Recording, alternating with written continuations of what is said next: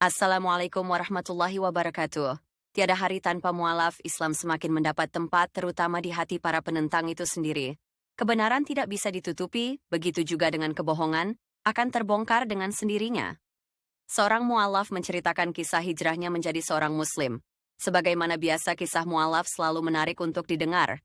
Karena mereka punya masa lalu dan perjuangan yang berat untuk menjadi muslim sejati, kalau bukan karena hidayah semua tidak akan terjadi. Keturunan Tionghoa yang terbanyak menjadi mualaf saat ini di tanah air Indonesia. Mereka rata-rata memilih Islam sebagai jalan hidup setelah mendalami pemahaman mereka tentang konsep ketuhanan. Semakin banyak mereka mengkaji tentang Alkitab, semakin nampak kesesatan mereka.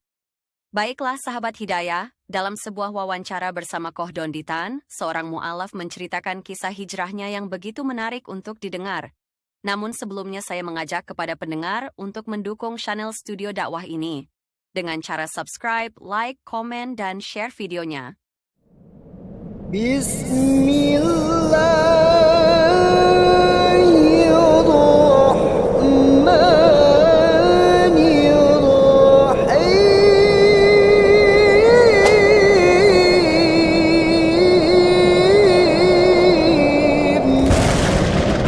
Alhamdulillah sekarang di depan saya ada Cece dong ini.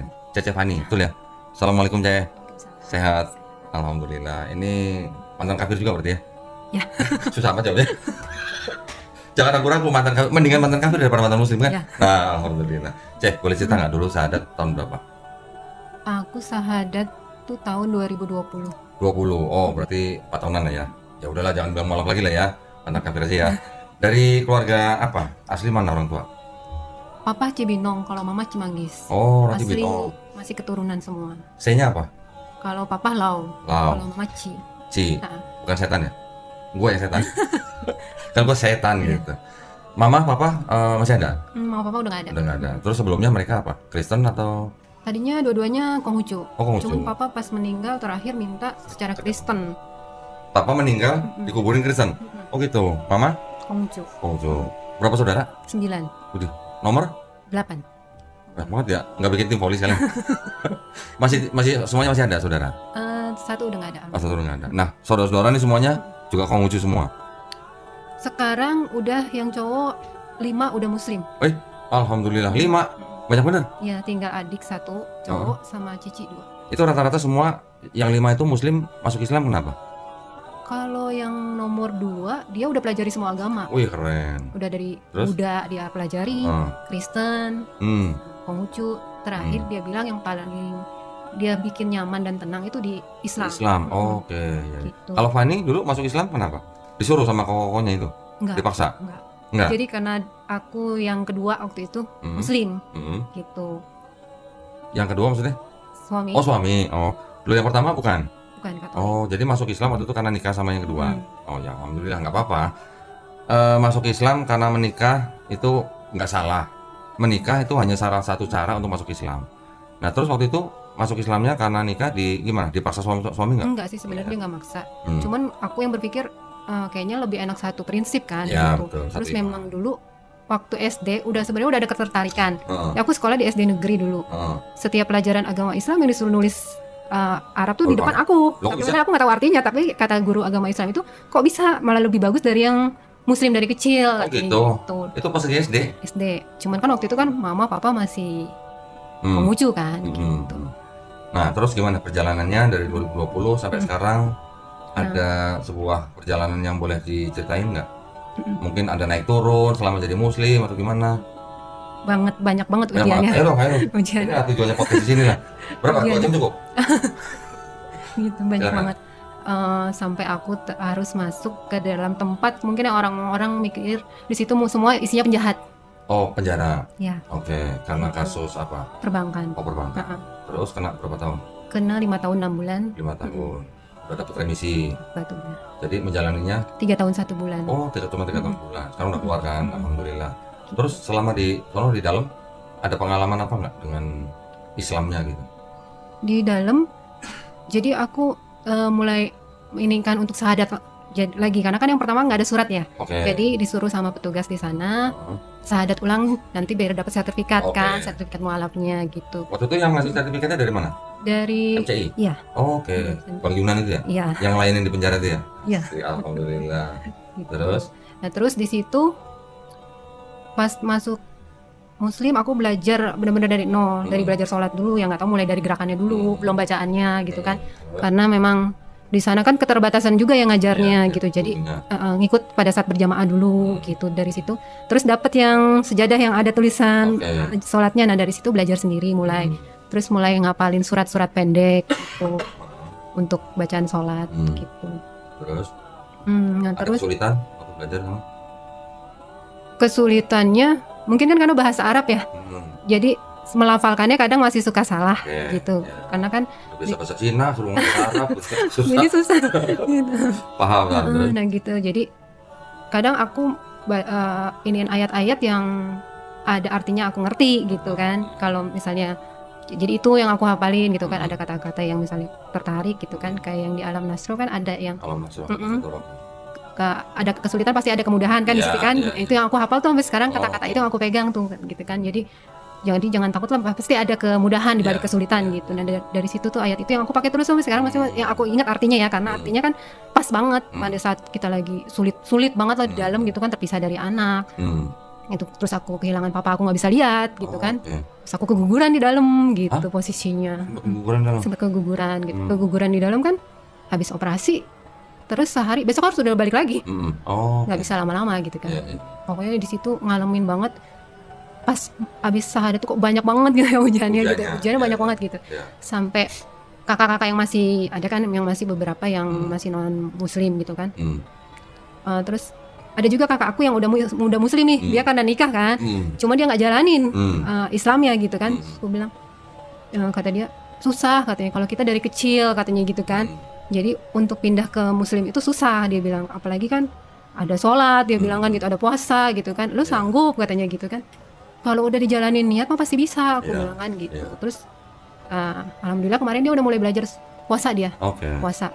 Terus sholat aku bilang kalau belum bisa bacaannya sama, ya udah Al-Fatihah aja dulu diapalin, aku bilang gitu kan. Udah mulai itu dia jalanin, dia udah berapa tahun ya, udah lamaan dia dibanding aku gitu. Cuma dia kan KTP lah istilahnya. Gitu. Nah selama di dalam puasa gimana, lancar? Lancar. Alhamdulillah. Puasa di dalam lancar. Gitu. Jadi malah aku yang suka gerakin mereka, ayo sholat gitu. Karena kan aku pengen bisa ya Kak. Jadi kalau bisanya tuh saat berjamaah, jadi kan ikutin gerakan mereka kan gitu. Ayo sholat, kamu ikut di belakangnya gitu. Gitu, karena kan nggak bisa gitu kan. Jadi cepat hafal kan kalau ikutin berjamaah gitu. Terus selama di dalam sudah ngafalin berapa surat? Sampai sekarang itu aku udah Kulku 3, Alam Nasro, Al-Fil sama 7 sama Al-Fatihah. 7 sama Al-Fatihah. Ayat kursi belum? Belum. Ayat kursi dong, ngafalin. Bagus ayat kursi, benar. Ya. Nah, oke, terus sekarang udah keluar, gimana? Ada rencana apa yang baru, kerja di mana? Keluar tantangannya malah laki-laki yang aku harapin bisa jadi imam gitu kan. Aku udah belajar di dalam gitu. Pas keluar malah dia nggak bisa jadi imam gitu kan. Aku ngalamin kekecewaan tuh di situ. Kok gue udah berkorban banyak ya gitu, sampai istilahnya sampai pindah agama gitu, kok bukan yang jadi imam malah jadi punya istri lagi gitu kan di luar gitu. Nah terus aku sempet marah sama Allah gini, ngapain sholat, ngapain puasa gitu kan gitu. Malah dapetnya seperti ini gitu kan. Terus akhirnya aku mutusin kerja nih, kebenaran ada deposan aku, mantan deposan lah yang nawarin gitu kan kerja. Nah dia tuh nerimanya tuh selalu yang non muslim, terus harus Chinese kan. Udah tuh aku Cina dan non-muslim. KTP aku kan masih Katolik karena belum dirubah waktu itu, posisinya surat mualaf kan dibawa sama yang suami itu. Jadi aku belum rubah KTP, jadi masuk kan, masuk 4 bulan aku nggak jalanin sholat, dan itu pas bulan puasa, pas mau detik-detik terakhir selesai, aku mikir 10 hari mau selesai aku nggak puasa tuh pas 10 harinya. Nah terus pas di bulan mau injek bulan keempat, kok ada rasa kangen banget denger azan tuh, pengen sholat gitu kan, pengen banget sholat. Terus yang aku pikir, aku harus ngomongin Ustadz Yunan nih gitu kan, maksudnya aku mau ganti identitas aku lah semua gitu, aku mau mantepin dari gitu. Jadi jangan membohongin orang dengan identitas aku kan, masih Katolik gitu. Aku cari-cari tuh nomor Ustadz kan, aku tanya petugas lapas, dikasih nomor Ustadz, aku hubungin Ustadz. Aku masih di dalam nyari Ustadz Yunannya? Udah di luar posisi, udah di luar. Kok nggak nanya saya kan punya. dikasih aku telepon tuh, Ustadz aku mau nanya, aku bilang aku udah nggak jalanin sholat nih selama 4 bulan gitu kan, kalau aku mau jalanin sholat lagi aku perlu syahadat lagi nggak, aku bilang kan gitu, karena aku takut salah ya, jadi aku tanya, terus Ustadz jawab sholat tobat aja, terus aku sholat lagi, sholat malam gitu kan, terus harus istiqomah katanya gitu kan, harus mantap dari hati, jangan karena orang gitu. Betul. Nah dari situ terus aku langsung pulang, aku langsung sholat tobat kan, Ya. terus sholat malam aku jalanin gitu. Nah jadi dapat ketenangan gitu, dapat Alhamdulillah. ketenangan. Kalau anak-anak aku masih Katolik semua, Anak berapa? 2, 2. Yang paling besar 12 tahun, 12, yang kecil 10 10. Dua-duanya Katolik. masih Katolik. Ikut karena memang dari kecilnya memang Dari ikut mamanya. Ikut bapaknya kan juga Oh, Katolik. bapaknya juga Katolik. Sekarang anaknya ikut siapa? Karena aku kemarin posisi di dalam kan, jadi bapaknya yang ngerawat, Bapaknya. ikut bapaknya, jadi masih Katolik gitu. Tapi masih sering komunikasi sama anaknya. Masih, karena aku pulang seminggu sekali kan. Oke. Mereka ngelihat aku salat, ya udah, cuman pernah sempat mereka ngomong, Ami ke gereja lagi yuk, katanya gitu kan. Aku pengennya bareng-bareng, kata dia gitu kan. Terus aku ya bilang ke mereka, Ami kan sekarang jalanin ini muslim, aku bilang gitu. Jadi Ami nggak bisa ikut ke gereja. Ya udah sih, ngerti dia, Oke. karena kan memang sepupunya juga ada yang muslim kan. Oh, sepupunya ada muslim. Tuh jadi udah Itu sering. keluarga besar nih berarti ya. Keluarga besar 9 orang. Iya 9 orang tapi separohnya lebih udah muslim ya. Udah. Ya, berarti kalau ngumpul bareng gimana tuh? Jadi kita kalau Imlek yang ngumpul, Lebaran yang ngumpul, Natal yang Oke. ngumpul gitu. Natalan semua juga ngumpul. Ngumpul, Nanti lebaran semua juga ngumpul. Iya, gitu. Nah, berarti sekarang Fani tinggal sendiri Di atau mes aku. Oh, di Tapi kan mes. terakhir ya mutusin, sebenarnya sebelum ketemu Ustadz aku udah mutusin resign karena aku berpikir kalau di sini aku nggak bisa ibadah kan gitu kan. Oke. Jadi aku udah mutusin nih kalau meski nggak kerja lagi pun aku mau usaha aja lah gitu kan. Bikin apa sih, kue atau apa gitu. Iya. Jadi memang udah mutusin untuk resign gitu. Itu mesnya mes dari kantor, dari perusahaan. Di perusahaan. Di mes juga nggak bisa sholat. Kita semua di mes Chinese semua. Oke, enggak, tapi satu kamar sendiri atau ada temannya? Ada temannya, ada yang temannya, ada yang Sholat sendiri. ketahuan ya? Iya. Ketahuan. Gitu. Ya, nggak ada dekat masjid di situ, dekat mes. Ada, tapi kan Oh, ada. nanti Takut ketahuan. ketahuan gitu kan. Karena syaratnya memang harus Chinese dan Non non-muslim. gitu. Alhamdulillah. Terus setelah ketemu Ustadz Yunan gimana? Aku jalanin sholat lagi. Aku tuh sempat Ya. mikir gini, aku jalanin sholat kayaknya lupa deh gerakan sama ininya gitu kan. Tapi pas aku coba, ternyata ngalir dengan sendirinya, masih hafal gitu, masih hafal sampai surat-surat pendeknya masih hafal gitu. Alhamdulillah. Nah, oh mungkin ini gitu kan, panggilan gitu kan, panggilan dari Allahnya seperti ini. Jadi aku takutnya tadi diajak sholat sama temennya gitu misalnya, tadi dulu kayaknya nggak hafal nih gitu kan. Ternyata pas dijalanin hafal, jalan aja gitu. Terus kayak sekarang juga sampai sholat malam, kalau jam 2:30 tuh udah kayak ada yang bangunin Alhamdulillah. gitu. Keren. Terus sekarang setelah ketemu Ustadz Yunan, gimana? Ada rencana mau pindah kantor atau gimana? Nah, ini keajaibannya. Jadi aku bilang ke Ustadz aku mau resign gitu kan, karena di sini aku nggak bisa ibadah. Aku bilang gitu, aku harus nutupin identitas aku nih, aku bilang kan gitu. Terus, oh aku mau ke Semarang, kata Ustadz kan waktu itu. Oh yaudah minggu depan aja bisa ketemu Ustadz kan. Gitu. Terus Ustadz bilang, kamu lulusan apa sih gitu kan? Aku nanti ya udah deh nanti ketemu malam ini aja gitu kata Ustadz. Hari Sabtu waktu itu ketemu, terus ngobrol lah gitu, terus ngobrol, kirim CV, jadi dikirim CV, dikirim ke kliennya Ustadz, terus nanti dijadwalin interview gitu kan.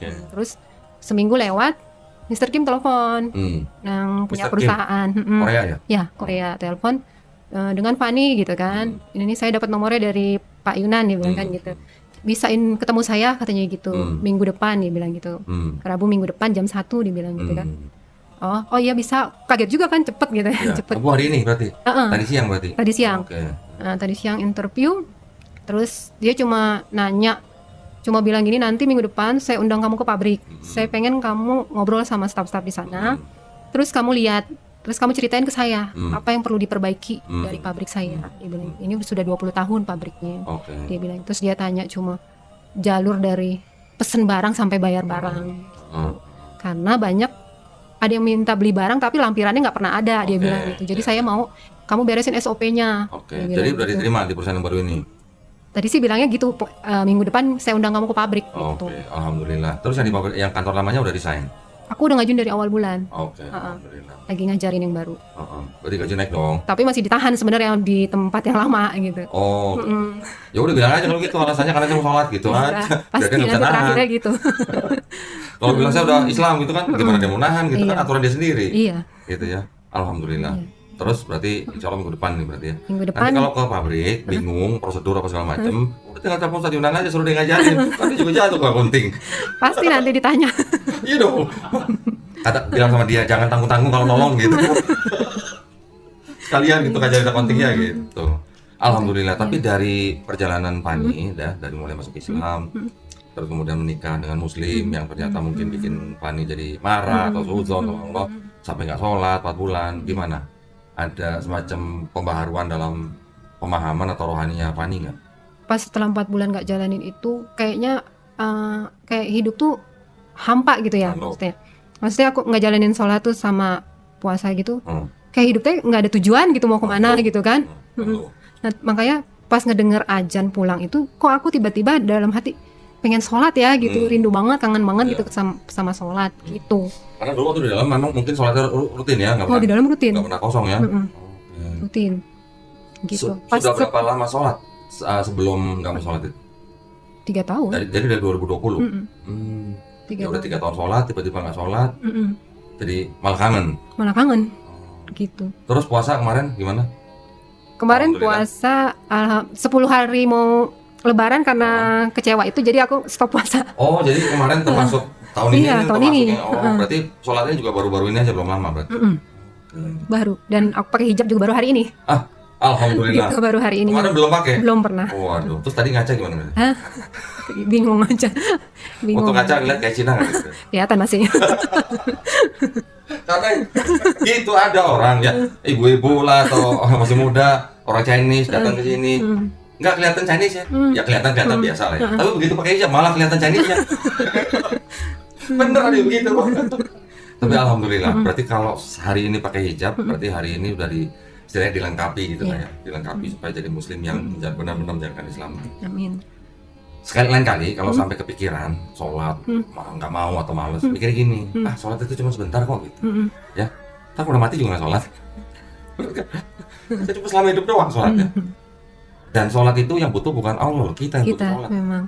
Makanya tadi bilang ketika sudah nggak sholat 4 bulan, dengar azan kok malah pengen sholat, berarti itu pertanda bahwa tubuhnya Fani yang butuh sholat. Ya. Begitu sebenarnya. Cuman mungkin masih banyak dari kita yang mikir sholat itu seperti sebuah apa ya, kayak beban. Nah, Banyak gitu yang ya. Iya. Alhamdulillah nih berarti sekarang benar yang dikatakan atau difirmankan Allah Subhanahu wa taala bahwa jangan kamu mengira kalau kamu beriman terus kamu nggak diuji. Iya. Betul kan? Benar. Dan jangan mengandalkan manusia. Nah, ya mengandalkan hanya kepada Allah Subhanahu wa taala. Nanti Allah Subhanahu wa taala akan nolong lewat manusia. Iya. Nggak mungkin kalau kita minta duit dikasih duit Nggak. jatuh dari langit gitu kan. Pasti menolongnya lewat manusia. Termasuk mungkin salah satunya adalah lewat Ustadz Yunan. Alhamdulillah ya. Berarti sekarang masih di mes? Yang Enggak. di mes kantor? Kalau kerja iya masih di mes karena aku harus sampai akhir bulan ini. Oh masih kerja. Terus nanti begitu resign keluar dari mes? Iya. Pindah kota? Iya. Jadi yang kantor baru ini di mana? Di Semarang. Oh Semarang. Semarang. Oh, tempat kelahiran saya itu. Banyak yang enak tuh makanan itu. Iya. Cari ntar Bandeng Presto, iya, lumpia Bandeng. Semarang. Tuh. Ya. Lumpia yang Ntar terkenal. jangan lupa ya kirim ya sekarang. Oke. Boleh dong, Pan. Pengen nih lumpia Semarang kirim gitu ya. Siap. Alhamdulillah. Nah sekarang juga dengan saudara yang lain sudah tahu Fani udah mau pindah. Sudah, tapi mereka nggak tahu aku sudah pakai hijab. Belum Belum. kirim fotonya ke sana. Belum. Foto dong saya pikir dong. Gimana gitu? Kayak Cina nggak gitu? Emang kadang-kadang rata-rata orang Cina kan, kalau dengan hijab itu kan asing gitu ya. Asing. Bener kan? Tuh. Jadi begitu orang pakai hijab, ya udah langsung pasti keluarga pasti heboh. Ya, memang ini maksud saya untuk keluarga Cina yang masih totok gitu ya. Mereka kan taunya pakai hijab tuh muslim berbumi gitu. Kalau Cina kan iya. Keluarganya pakai hijab, wah lu mau jadi tiko lo gitu. Iya. Tahu tiko apa? Pribumi. Oh. Tiko lah, wana. Tuh lihat tuh satu tuh. Sama tuh lihat tuh. Iya. Udah muka Cina, sipit, pakai hijab gitu kan. Keluarganya ngeliatnya pasti aneh. Iya, Pasti aneh pasti. gitu. Gimana rasanya pakai hijab hari ini? Enak. Enak? Tenang. Panas nggak? Enggak. Gatel nggak? Garuk-garuk? Hal gitu misalnya? Enggak sih. Enggak kan? Alhamdulillah. Jadi kan dulu Katolik. Iya. Pernah nggak ngeliat foto, lukisan, gambar Maria nggak pakai hijab? Enggak. Nah, terus Pakai. kenapa selama jadi Katolik nggak pakai hijab? Kalau hijab Katolik kan rata-rata suster yang pakai. Suster kan cuma di sini doang. Iya. Ya kayak Bunda Maria gitu. Enggak. Karena kan memang enggak diajarkan untuk Iya. itu. Ya, padahal kan kita lucu ya. Iya. Lihat gambar, lihat lukisan Maria kenapa pakai hijab? Kenapa orang Katolik nggak pakai hijab? Iya. Gitu? Aneh kan? pada saat dibaptis saja, tapi itu juga setengah kan? Iya. Dulu nggak sempat mikir gitu. Enggak, sempat kepikirannya. Kenapa ya? Kepikiran. Nah, tapi kalau Katolik ada puasa ya dulu ya. Ada.